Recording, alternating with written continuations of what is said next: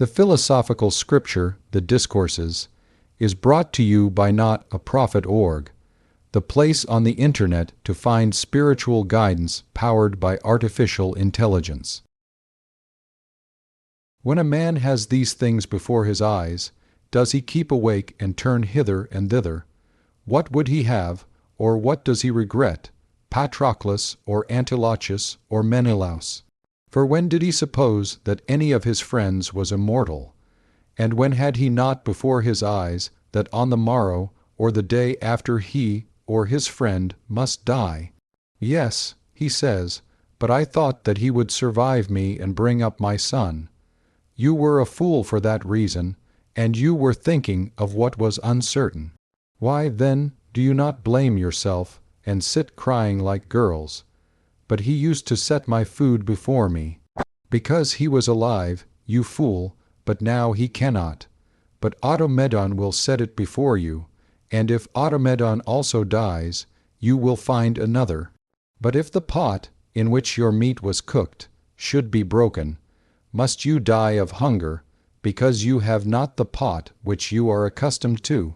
Do you not send and buy a new pot? He says, no greater ill could fall on me. Why is this your ill? Do you then, instead of removing it, blame your mother for not foretelling it to you, that you might continue grieving from that time? What do you think? Do you not suppose that Homer wrote this, that we may learn that those of noblest birth, the strongest and the richest, the most handsome, when they have not the opinions which they ought to have, are not prevented from being most wretched and unfortunate? Chapter 11, about purity. Some persons raise a question whether the social feeling is contained in the nature of man, and yet I think that these same persons would have no doubt that love of purity is certainly contained in it, and that, if man is distinguished from other animals by anything, he is distinguished by this. When, then, we see any other animal cleaning itself, we are accustomed to speak of the act with surprise, and to add that the animal is acting like a man, and, on the other hand, if a man blames an animal for being dirty, straightway, as if we were making an excuse for it, we say that of course the animal is not a human creature. So we suppose that there is something superior in man, and that we first receive it from the gods. For since the gods by their nature are pure and free from corruption, so far as men approach them by reason, so far do they cling to purity and to a love of purity. But since it is impossible that man's nature can be altogether pure being mixed of such materials, reason is applied as far as it is possible, and reason endeavors to make human nature love. The first, then, and highest purity is that which is in the soul, and we say the same of impurity. Now you could not discover the impurity of the soul as you could discover that of the body. But as to the soul, what else could you find in it than that which makes it filthy in respect to the acts, which are her own? Now the acts of the soul are movement toward an object or movement from it, desire, aversion, preparation, design, assent. What, then, is it which in these acts makes the soul filthy and impure? Nothing else than her own bad judgments. Consequently, the impurity of the soul is the soul's bad opinions, and the purification of the soul is the planting in it of proper opinions, and the soul is pure which has proper opinions, for soul alone in her own acts is free from perturbation and pollution. Now we ought to work at something like this in the body also, as far as we can. It was impossible for the defluxions of the nose not to run when man has such a mixture in his body. For this reason, nature has made hands and the nostrils themselves as channels for carrying off the humors. If, then, a man sucks up the defluxions, I say that he is not doing the act of a man. It was impossible for a man's feet not to be made muddy and not be soiled at all when he passes through dirty places. For this reason, nature has made water and hands. It was impossible that some impurity should not remain in the teeth from eating. For this reason, she says, wash the teeth. Why, in order that you may be a man, and not a wild beast or a hog. It was impossible that from the sweat and the pressing of the clothes there should not remain some impurity about the body which requires to be cleaned away. For this reason water, oil, hands, towels, scrapers, nitre, sometimes all other kinds of means are necessary for cleaning the body. You do not act so, but the smith will take off the rust from the iron, and B will have tools prepared for this purpose, and you yourself wash the platter when you are going to eat, if you are not completely impure and dirty. But will you not wash the body nor make it clean? Why, he replies, I will tell you again, in the first place, that you may do the acts of a man, then, that you may not be disagreeable to those with whom you associate. You do something of this kind even in this matter, and you do not perceive it. You think that you deserve to stink. Let it be so, deserve to stink. Do you think that also those who sit by you, those who recline at table with you, that those who kiss you deserve the same? Either go into a desert, where you deserve to go, or live by yourself, and smell yourself. For it is just that you alone should enjoy your own impurity. But when you are in a city, to behave so inconsiderately and foolishly, to what character do you think that it belongs? If nature had entrusted to you a horse, would you have overlooked and neglected him? And now think that you have been entrusted with your own body as with a horse. Wash it, wipe it, take care that no man turns away from it, that no one gets out of the way for it. But who does not get out of the way of a dirty man, of a stinking man, of a man whose skin is foul, more than he does out of the way of a man who is daubed with muck? That smell is from without, it is put upon him, but the other smell is from want of care, from within, and in a manner from a body in putrefaction. But Socrates washed himself seldom. Yes, but his body was clean and fair, and it was so agreeable and sweet that Tyle most beautiful and the most noble loved him, and desired to sit by him rather than by the side of those who had the handsomest forms. It was in his power neither to use the bath nor to wash himself, if he chose, and yet the rare use of water had an effect. If you do not choose to wash with warm water, wash with cold. But Aristophanes says, those who are pale, unshod, 'tis those I mean. For Aristophanes says of Socrates that he also walked the air and stole clothes from the palaestra. But all who have written about Socrates bear exactly the contrary evidence in his favor. They say that he was pleasant not only to hear, but also to see. On the other hand, they write the same about Diogenes. For we ought not even by the appearance of the body to deter the multitude from philosophy, but as in other things, a philosopher should show himself cheerful and tranquil, so also he should in things that relate to the body. See, ye men, that I have nothing, that I want nothing. See how I am without a house, and without a city, and an exile, if it happens to be so, and without a hearth I live more free from trouble, and more happily than all of noble birth, and than the rich. But look at my poor body also, and observe that it is not injured by my hard way of living. But if a man says this to me, who has the appearance and face of a condemned man, what God shall persuade me to approach philosophy, if it makes men such persons? Far from it, I would not choose to do so, even if I were going to become a wise man.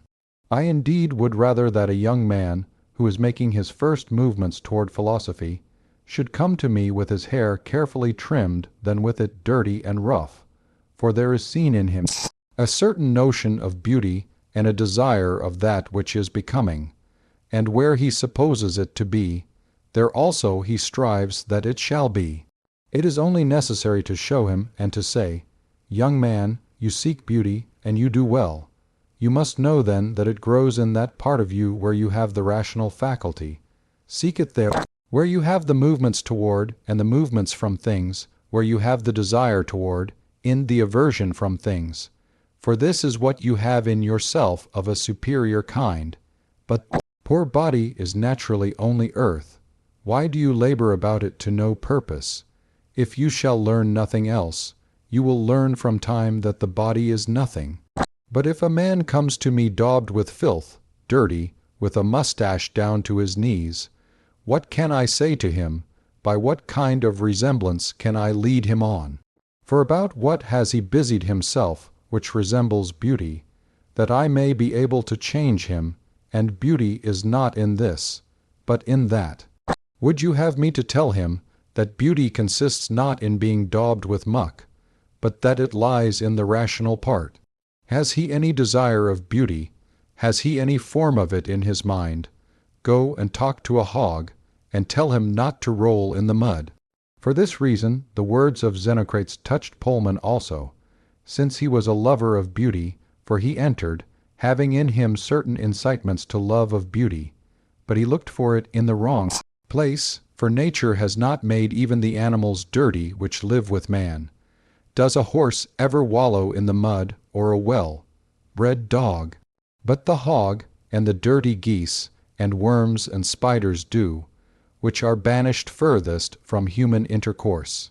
Do you then, being a man, choose to be not as one of the animals which live with man, but rather a worm or a spider? Will you not wash yourself somewhere, sometime in such manner as you choose? Will you not wash off the dirt from your body? Will you not come clean, that those with whom you keep company may have pleasure in being with you? But do you go with us even into the temples in such a state, where it is not permitted to spit or blow the nose, being a heap of spittle and of snot? When then does any man require you to ornament yourself? Far from it, except to ornament that which we really are by nature, the rational faculty, the opinions, the actions. But as to the body only so far as purity, only so far as not to give offense. But if you are told that you ought not to wear garments dyed with purple, go and daub your cloak with muck or tear it. But how shall I have a neat cloak? Man, you have water, wash it. Here is a youth worthy of being loved. Here is an old man worthy of loving and being loved in return, a fit person for a man to entrust to him a son's instruction, to whom daughters and young men shall come, if opportunity shall so happen, that the teacher shall deliver his lessons to them on a dunghill. Let this not be so. Every deviation comes from something which is in man's nature, but this is near being something not in man's nature. Chapter 12, On Attention. When you have remitted your attention for a short time, do not imagine this, that you will recover it when you choose. But let this thought be present to you, that in consequence of fault committed today, your affairs must be in a worse condition for all that follows. For first, and what causes most trouble, a habit of not attending is formed in you, then a habit of deferring your attention. And continually from time to time you drive away, by deferring it, the happiness of life, proper behavior, the being and living conformably to nature. If then the procrastination of attention is profitable, the complete omission of attention is more profitable. But if it is not profitable, why do you not maintain your attention constant? Today I choose to play. Well then, ought you not to play with attention? I choose to sing. What then hinders you from doing so with attention? Is there any part of life excepted, to which attention does not extend? For will you do it worse by using attention, and better by not attending at all? And what else of things in life is done better by those who do not use attention? Does he who works in woodwork better by not attending to it? Does the captain of a ship manage it better by not attending? And is any of the smaller acts done better by inattention? Do you not see that, when you have let your mind loose, it is no longer in your power to recall it, either to propriety, or to modesty, or to moderation? But you do everything that comes into your mind in obedience to your inclinations. To what things then ought I to attend? First to those general principles, and to have them in readiness, and without them not to sleep, not to rise, not to drink, not to eat, not to converse with men, that no man is master of another man's will, but that in the will alone is the good and the bad. No man, then, has the power either to procure for me any good or to involve me in any evil, but I alone myself over myself have power in these things. When, then, these things are secured to me, why need I be disturbed about external things? What tyrant is formidable, what disease, what poverty, what offense? Well, I have not pleased a certain person. Is he then my work, my judgment? No. Why then should I trouble myself about him? But he is supposed to be someone. He will look to that himself, and those who think so will also. But I have one whom I ought to please, to whom I ought to subject myself, whom I ought to obey, God and those who are next to him. He has placed me with myself, and has put my will in obedience to myself alone, and has given me rules for the right use of it. And when I follow these rules in syllogisms, I do not care for any man who says anything else. In sophistical argument, I care for no man. Why then, in greater matters, do those annoy me who blame me? What is the cause of this perturbation? Nothing else than because in this matter I am not disciplined. For all knowledge despises ignorance and the ignorant, and not only the sciences, but even the arts. Produce any shoemaker that you please, and he ridicules the many in respect to his own work. Produce any carpenter. First, then, we ought to have these in readiness, and to do nothing without them, and we ought to keep the soul directed to this mark, to pursue nothing external, and nothing which belongs to others, but to do as he has appointed who has the power. We ought to pursue altogether the things which are in the power of the will, and all other things as it is permitted. Next to this, we ought to remember who we are, and what is our name, and to endeavor to direct our duties toward the character of our several relations in this manner.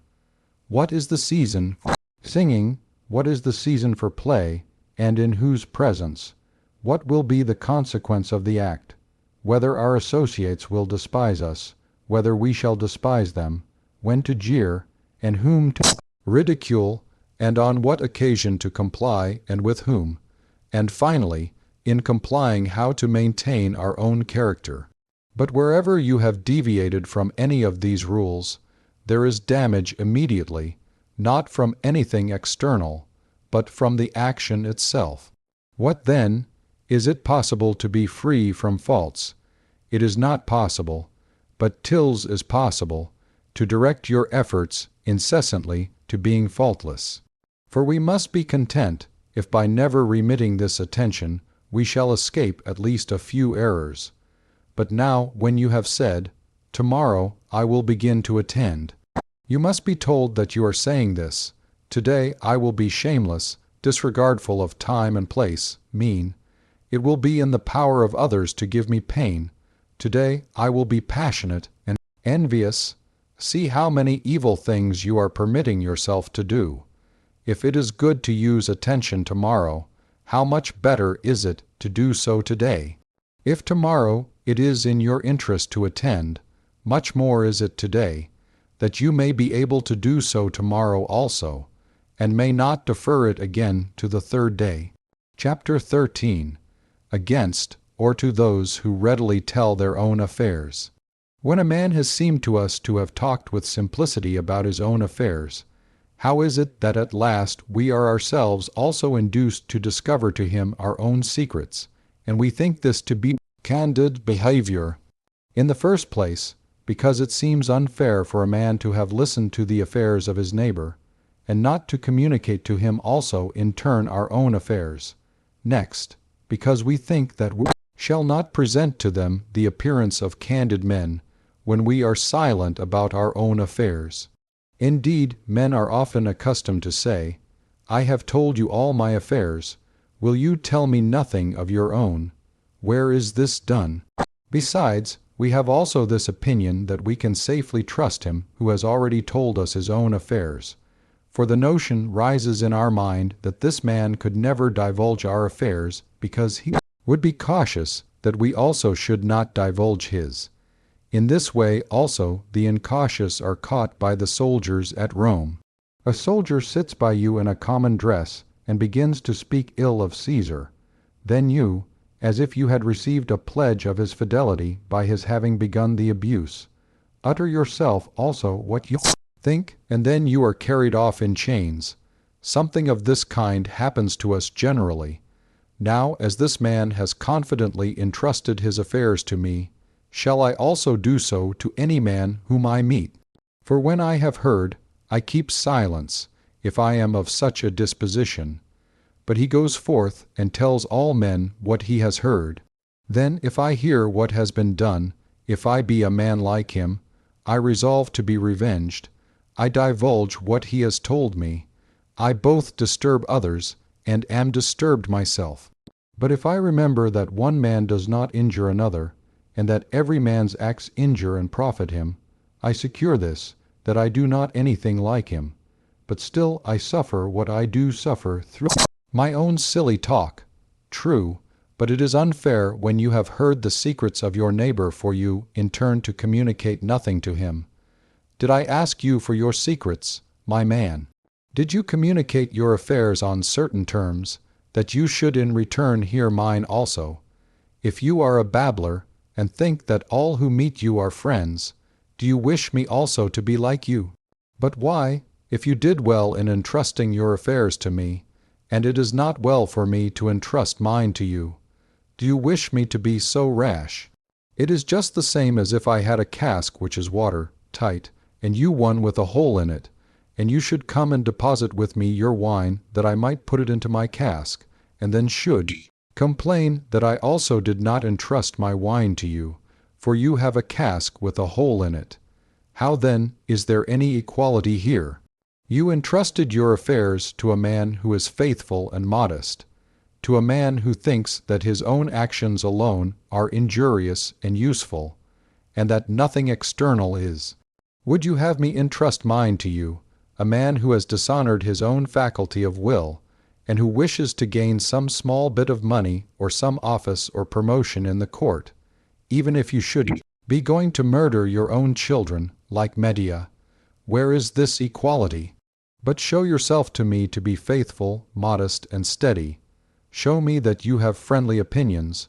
Show that your cask has no hole in it, and you will see how I shall not wait for you to trust me with your affairs, but I myself shall come to you and ask you to hear mine.